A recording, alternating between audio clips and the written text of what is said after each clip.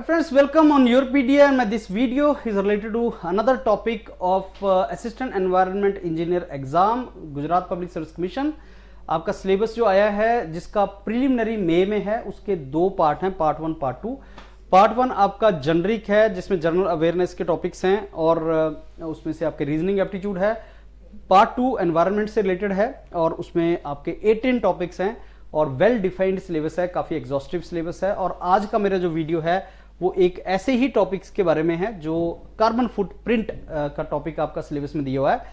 और क्योंकि आपके 200 क्वेश्चन हैं 2 घंटे में, तो ये वन लाइनर क्वेश्चन होंगे।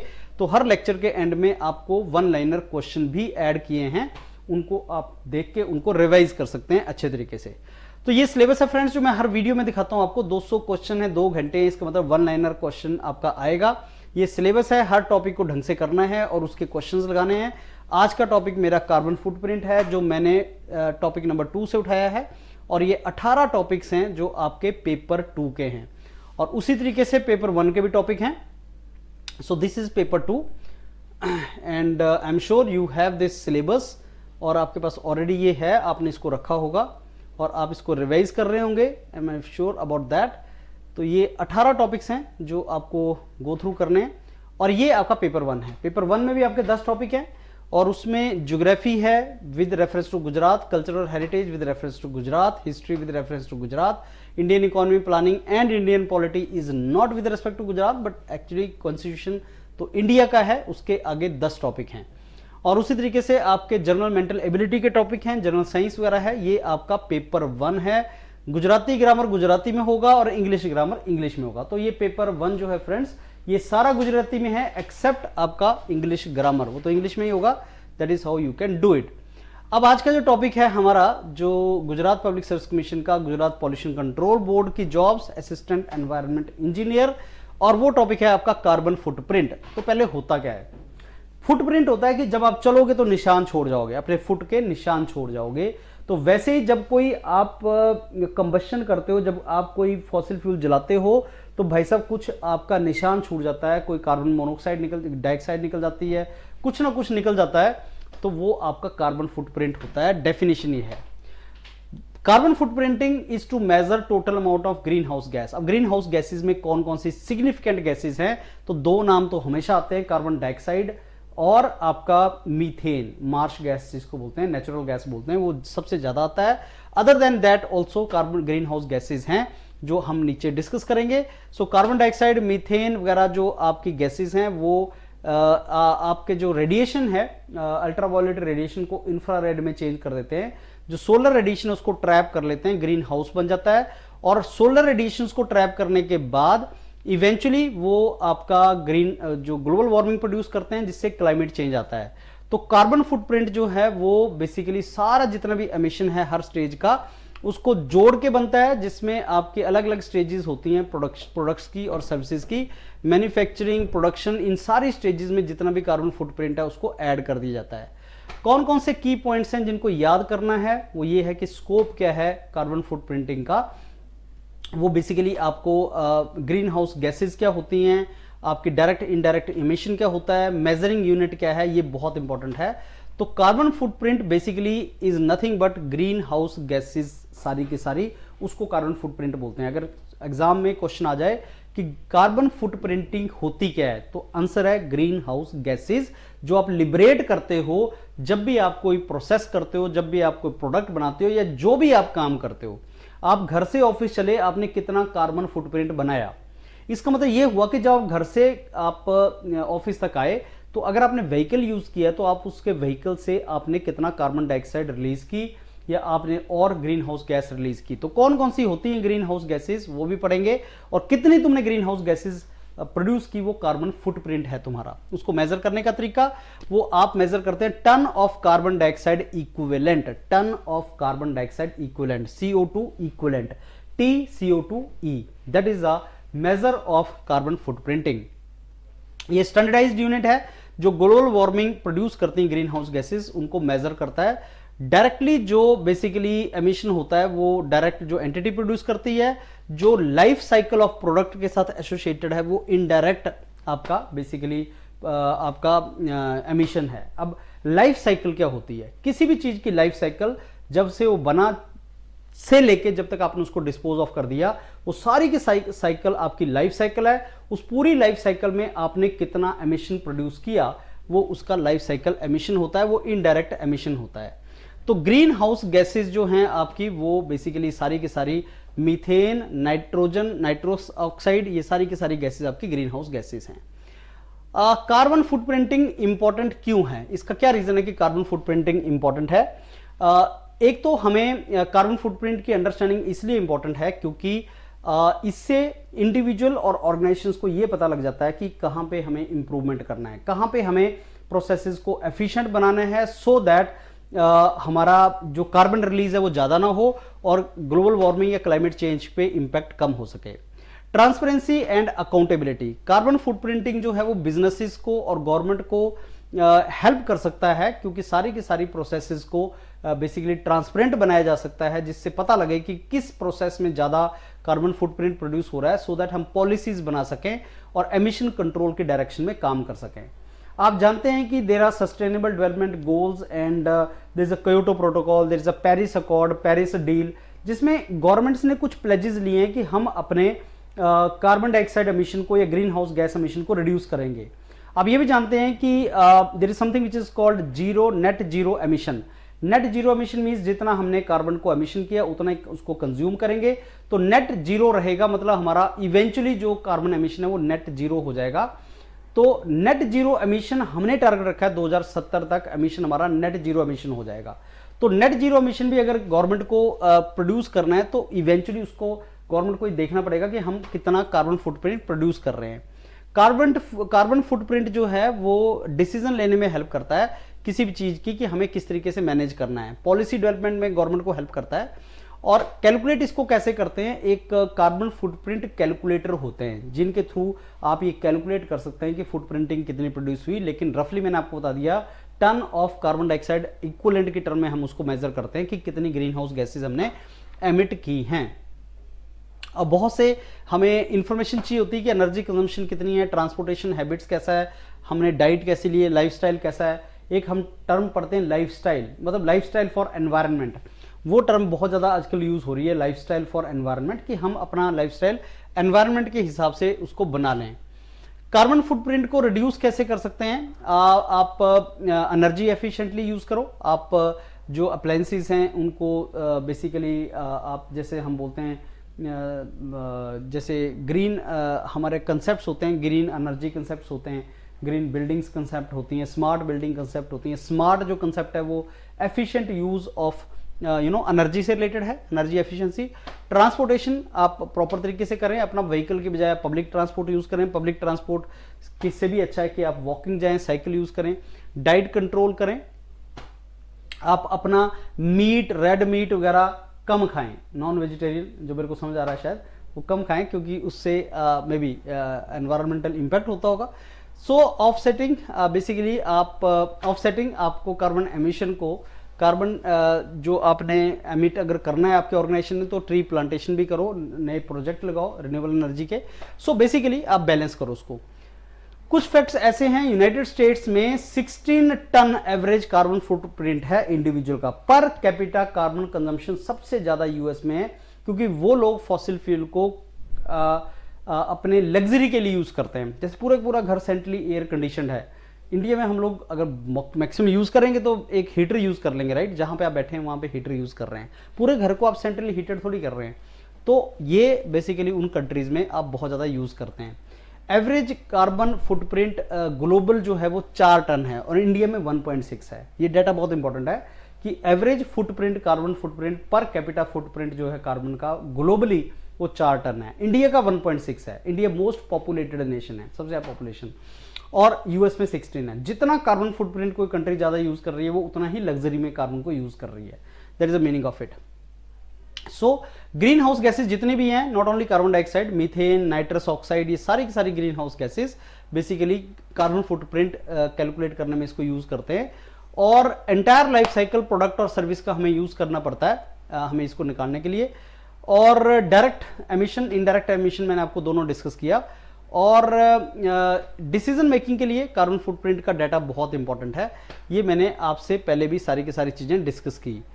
कार्बन फुटप्रिंट इंडिया का कितना है, ये बेसिकली मैंने आपको बताया कि पर कैपिटा हमें निकालना होता है फुटप्रिंट। जैसे कार्बन डाइऑक्साइड, पूरे वर्ल्ड की जितनी कार्बन डाइऑक्साइड एमिट होती है 7.43 उसका इंडिया में एमिट होता है। पर कैपिटा जो कार्बन फुटप्रिंट इंडिया में है वो 1.6 टन पर ईयर हम लोग प्रोड्यूस करते हैं और ग्लोबली 4 टन पर ईयर है। इसमें एक चीज बहुत इंपॉर्टेंट है, ये जो पॉइंट है आपका कि पावर सेक्टर सबसे बड़ा पॉल्यूटर है इंडिया में। पावर सेक्टर, जो पावर प्लांट हैं जो कोयला बेस चलाते हैं, कोयला बर्न करते हैं और उससे ये SOx, NOx, कार्बन डाइऑक्साइड ये सब निकलता है। जितने भी एयर पॉल्यूटेंट हैं including particulate matter, carbon dioxide, SOx, NOx ये इसी से निकलते हैं और वो बेसिकली 32% कंट्रीब्यूट करता है पूरे पॉल्यूशन का। एग्रीकल्चर, मैन्युफैक्चरिंग सेकंड और थर्ड नंबर पे आते हैं और coal fired electricity generation primary factor है इंडिया के एमिशन के बढ़ने का। मेन ग्रीन हाउस गैसेज जो कार्बन फुटप्रिंटिंग में कंट्रीब्यूट करती हैं वो carbon dioxide, methane, nitrous oxide ये मेन गैसेज हैं। उसके अलावा फ्लोरिनेटेड गैसेज हैं और बाकी गैसेज में आपके आते हैं वाटर वेपर एंड ओजोन। तो ये ग्रीन हाउस गैसेज जो उससे रिलेटेड हैं। ग्रीन हाउस गैसेज वो हैं जो ग्रीन हाउस इफेक्ट प्रोड्यूस करती हैं। दैट मीन्स जो एनर्जी है, सोलर एनर्जी, उसको ट्रैप कर लेती हैं प्लेनेट अर्थ के ऊपर और जिससे ग्लोबल वार्मिंग प्रोड्यूस होता है, जिससे आपका क्लाइमेट चेंज प्रोड्यूस होता है और क्लाइमेट चेंज आता है। तो ये फ्रेंड्स हमारा कार्बन फुट प्रिंटिंग से रिलेटेड टॉपिक था। जो जो आपको मैंने बताया वो उसको रिवाइज कर लेना। अब कुछ क्वेश्चंस करते हैं कार्बन फुट प्रिंटिंग से रिलेटेड, क्या क्या क्वेश्चन पूछे जा सकते हैं। कार्बन फुट प्रिंटिंग होता क्या है? अगर आपसे पूछे कि होता क्या है तो आप ये समझ लो कि carbon footprinting is measured as the total amount of greenhouse gases जितनी भी निकलती हैं। ऐसा नहीं कि साहब carbon dioxide, no doubt carbon dioxide significant greenhouse gas है क्योंकि अमाउंट सबसे ज्यादा कार्बन डाइऑक्साइड का है। Potential to trap air energy, solar energy, वो मीथेन की सबसे ज्यादा है जिसको नेचुरल गैस बोलते हैं, मार्श गैस बोलते हैं, वो मीथेन की सबसे ज्यादा है। लेकिन कार्बन डाइऑक्साइड अमाउंट में सबसे ज्यादा है। तो हम सारी की सारी ग्रीन हाउस गैसेस को अगर ऐड कर दें तो वो हमारा कार्बन फुटप्रिंट होता है। इनमें से कौन सी ग्रीन हाउस गैस नहीं है? अगर आप बता पाएं, नाइट्रोजन नहीं है या मीथेन नहीं है, नाइट्रस ऑक्साइड नहीं है, तो इसमें nitrogen, oxygen green house gases नहीं होती।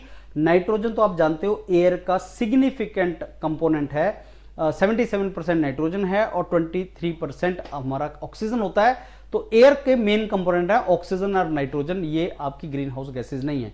इवन जो आपकी कुछ गैसेज जो आप पोल्यूशन में देखते हो वो भी आपका ग्रीन हाउस इफेक्ट कम प्रोड्यूस करती हैं, जैसे कार्बन मोनोऑक्साइड वगैरह। Carbon dioxide, methane, nitrous oxide, SOx ये आपकी मेन ग्रीन हाउस गैसेज हैं। कौन सा यूनिट यूज करते हैं आप कार्बन फुटप्रिंट को मेजर करने के लिए? Ton of carbon dioxide equivalent को आप यूज करते हैं। कौन सी activity highest carbon footprint produce करती है? इसमें ऑब्वियसली अगर कार यूज कर रहे हैं आप तो सबसे ज्यादा carbon footprint per capita produce होगा, यूनिट प्रोड्यूस होगा। अगर आप एक पब्लिक ट्रांसपोर्ट ले रहे हो, बस में जा रहे हो, तब भी कार्बन प्रोड्यूस होता है। एक बस जो है वो एक कार से ज्यादा प्रोड्यूस करेगी, लेकिन बस के अंदर बहुत से लोग होंगे और कार में आप अकेले ट्रेवल कर रहे हैं तो पर कैपिटा ज्यादा है। जैसे यूएस के अंदर पब्लिक ट्रांसपोर्ट सिस्टम बहुत ही पैथेटिक है। आप जानते हैं जैसे आपने एक जगह से दूसरी जगह जाना है, पब्लिक ट्रांसपोर्ट सिस्टम वहां पे नहीं है बहुत अच्छा, और एक ह्यूज कंट्री है। अनलाइक जापान और Singapore, small countries and public transport system is very good, US में नहीं है। इसलिए वहां पे हर इंडिविजुअल अपनी कार में ट्रेवल कर रहा है and that is a reason they are burning more carbon. सबसे इफेक्टिव वे क्या है कार्बन फुटप्रिंट को रिड्यूस करने का? आंसर है आप अपनी एनर्जी कंजम्पशन को रिड्यूस करो। एनर्जी कंजम्पशन अगर आप एफिशिएंटली करना स्टार्ट करेंगे, जैसे आप एसी यूज नहीं कर रहे हैं, लाइट को मिस यूज नहीं कर रहे हैं, अननेसेसरी आप उसका यूज नहीं कर रहे हैं, तो आप उसको रिड्यूस कर सकते हैं। Average global per capita footprint कितना है? दैट इज 4 टन है पर कैपिटा एवरेज। और पर कैपिटा फुटप्रिंट इंडिया में कितना है? 1.6 टन पर ईयर है। और पर कैपिटा फुटप्रिंट यूएसए में कितना है? That is 16 ton per year. Largest contributor carbon footprint का इंडिया में कौन है? दैट इज पावर सेक्टर है, पावर प्लांट है, मैंने आपको बताया था। और कौन सी गैस कार्बन फुटप्रिंट प्रोड्यूस करती है? तो ये सारी की सारी गैसेस कार्बन फुटप्रिंट प्रोड्यूस करती हैं, methane, carbon dioxide, nitrous oxide. और कौन सी ग्रीन हाउस गैस नहीं है? तो इसमें आपकी carbon monoxide green house gas की कैटेगरी में नहीं आती। मैंने आपको बताया था कि आप कार्बन देख के कार्बन मोनोऑक्साइड को ना बोल देना, बिकॉज उसके अंदर ट्रैपिंग की पोटेंशियल कम होता है। इनफैक्ट कार्बन मोनोऑक्साइड जो है वो ऑक्सीजन लेके, इनकम्प्लीट कंबशन से प्रोड्यूस होती है कार्बन मोनोऑक्साइड, वो ऑक्सीजन लेके कार्बन डाइऑक्साइड प्रोड्यूस कर देती है, या वो ओजोन प्रोड्यूस करने में बेसिकली कंट्रीब्यूट करती है। ओजोन ग्रीन हाउस गैस है। ओके, सो डायरेक्टली कार्बन फुटप्रिंट कौन सा प्रोड्यूस नहीं करती? तो कार्बन मोनोऑक्साइड डायरेक्टली जो है वो आपका कार्बन फुटप्रिंट प्रोड्यूस नहीं करती, इनडायरेक्टली इंपैक्ट करती है लेकिन डायरेक्टली नहीं करती। कार्बन मोनोऑक्साइड एटमॉस्फेयर में ओजोन प्रोड्यूस करती है, और ओजोन जो है वो ग्रीन हाउस गैस है। ग्राउंड के ऊपर जो ओजोन है वो ग्रीन हाउस गैस है, और जो ओजोन आपकी स्ट्रेटोस्फियर में है वो आपकी अल्ट्रावायलेट रेडिएशन को रोकती है, वो ग्रीन हाउस प्रोड्यूस नहीं करती। तो ट्रोपोस्फियर, स्ट्रेटोस्फियर, दो टाइप की गुड ओजोन, बैड ओजोन होती है। कार्बन मोनोऑक्साइड एक गैस है जिसका ना तो कलर है, ना उसकी स्मेल है, ना उसका टेस्ट है, और वो इनकम्प्लीट कंबशन से बनती है, और वो व्हीकल के एग्जॉस्ट से निकलती है। किसने कार्बन फुटप्रिंट का कंसेप्ट को पॉपुलराइज किया था इंडिया में? That is British petroleum. वो पहली कंपनी है जिसने 2004 में कार्बन फुटप्रिंट कंसेप्ट को पॉपुलराइज किया था, कि एक टर्म होती है कार्बन फुटप्रिंट। और एक एडवर्टाइजिंग एजेंसी थी ऑजलिव एंड मैथर, जिन्होंने कार्बन क्लाइमेट चेंज के बारे में बोला था कि देखो क्लाइमेट चेंज जो है वो ओनली कॉर्पोरेट सेक्टर के वजह से नहीं हो रहा है, ओनली कंपनीज की वजह से ही पॉल्यूशन हो रहा है, एयर पॉल्यूशन हो रहा है, ऐसा नहीं है। इंडिविजुअल जो अपना कार्बन बर्न कर रहे हैं, यूज कर रहे हैं, उसका भी फुटप्रिंट बनता है। Individual is also responsible. अगर आप ऑफिस से घर कार में आ रहे हैं तो आपको देखना है कि आप कितना कार्बन बर्न कर रहे हैं, और आपको वो चीज नहीं करनी है। तो अगर इंडिविजुअल लेवल पे आप कार्बन को प्रोटेक्ट करने के लिए आ गए, तो आप इंडिविजुअल लेवल पे भी कार्बन को सेव कर सकते हैं। सो अगर आप अपने घर से ऑफिस आ रहे हो तो कार में ना आओ, बाइक पे आओ। अगर बाइक में भी नहीं है तो आप साइकिल में आओ, और उससे भी अच्छा है आप वॉक करते हुए आओ। अगर आप ये सब करेंगे तो आप कार्बन कम बर्न करेंगे, and you will be basically more socially sensitive individual. ये सारी बातें इन्होंने की थी। तो कार्बन फुटप्रिंट बेसिकली इससे रिलेटेड है। लेकिन ऑब्वियसली अगर ऑफिस जाना है, अगर आपके पास कोई और मीन्स नहीं है, तो how you will go? So there has to be public transport system. Okay, so friends, this was carbon footprinting. So I think this was all about carbon footprinting. तो आप इसमें जो सबसे इंपॉर्टेंट पार्ट था कि कार्बन फुटप्रिंट होता क्या है, ग्रीन हाउस गैसेज होती हैं, और जो हमारा टॉपिक है ग्रीन हाउस गैसेज का, उसको आप जरूर पढ़ लेना, बिकॉज उससे रिलेटेड है। और ये स्लाइड सबसे इंपॉर्टेंट है कि आप कार्बन फुटप्रिंट को मेजर कैसे करते हैं, किस यूनिट में मेजर करते हैं। So tons of carbon dioxide equivalent की यूनिट में मेजर करते हैं, और पर कैपिटा जो ग्लोबल कार्बन फुटप्रिंट है वो 4 टन है, और इंडिया में 1.6 टन है, और यूएस में 16 टन है पर कैपिटा आपका ये कार्बन एमिशन या आपका कार्बन फुटप्रिंट। सबसे ज़्यादा पावर सेक्टर यूज करता है, उसके बाद एग्रीकल्चर एंड मैन्युफैक्चरिंग सेक्टर है, और इंडिया में सबसे ज़्यादा जो आपका एयर पोल्यूशन निकलता है वो पावर्ड है। जो आपके पावर प्लांट्स हैं, पावर प्लांट्स, वो सबसे ज़्यादा इसको यूज करते हैं। So this is how carbon footprinting is all about. बाकी थ्योरेटिकल पार्ट है, इसमें से क्वेश्चन बन सकता है। मैंने आपको बताया कि 1 लाइनर क्वेश्चन वो आपका बनाते हैं। So that is how you have to do it. So friends, keep revising all this things. So some important points for you. And ये जो सिलेबस है इसमें से सारे के सारे, ये जो आज का हमारा टॉपिक था कार्बन फुटप्रिंटिंग, ये हमने किया है फ्रॉम पेपर नंबर 2 और उसका टॉपिक नंबर 2। पेपर 2 में हमारे 18 टॉपिक्स हैं। 18 टॉपिक्स में से टॉपिक नंबर 2 जो था वो आपका इससे रिलेटेड था, कार्बन फुटप्रिंटिंग से रिलेटेड था, और वो हमने कार्बन फुटप्रिंटिंग के टॉपिक्स में से किया था। दिस वाज कार्बन फुटप्रिंट, और जो टॉपिक नंबर हमारा 2 था, this is what we have done which is related to carbon footprinting. So now this is my 5th lecture related to this particular syllabus, and we are going to cover each and every topic. जितने भी topics हैं उसको detail में हम cover करेंगे along with questions। तो आप इन सारे ये हम बहुत ही छोटा वीडियोस में आपको बना के देता हूँ, 20 मिनट के आसपास होता है ये, जिसमें हम टॉपिक भी करते हैं, जिसमें हम क्वेश्चंस भी करते हैं, और जिसमें हम टॉपिक को समझते हैं। और इन सारे नोट्स में मैंने कुछ लाइन्स को रेड कलर से किया होता है। रेड कलर से जो लाइंस की होती है उसका मतलब है सबसे इंपॉर्टेंट पार्ट है, और जो क्वेश्चंस हैं 1 लाइनर उनको आपने ढंग से करना है। Other than these questions which are provided to you along with the topics, आपको क्वेश्चन बैंक में मिलेगा। जो पहला क्वेश्चन बैंक आप ऑलरेडी कर चुके हैं, ऐसे 200 क्वेश्चंस के क्वेश्चन बैंक आपको मिलेंगे पेपर 2 से, और ऐसे आपको 10 क्वेश्चन बैंक, दैट मीन्स 2000-3000 अच्छे क्वेश्चन आप रिवाइज कर सकते हैं फ्रॉम दिस पर्टिकुलर टॉपिक जो आपको मिलेंगे। बस रिवाइज करते रहो, जितने क्वेश्चन तुम करोगे आई एम वेरी श्योर जो मई में तुम्हारा एग्जाम होगा आप उसमें बहुत अच्छा परफॉर्म करोगे। 144 सीट्स आपकी डिक्लेयर हुई हैं गुजरात पब्लिक सर्विस कमीशन से, और असिस्टेंट एनवायरनमेंट इंजीनियर का पोजीशन एक अच्छा जॉब है। तो all the very best friends, I come for the next lecture, and इसको सारे को डॉक्यूमेंट्स को लो और रिवाइज करो। Thank you.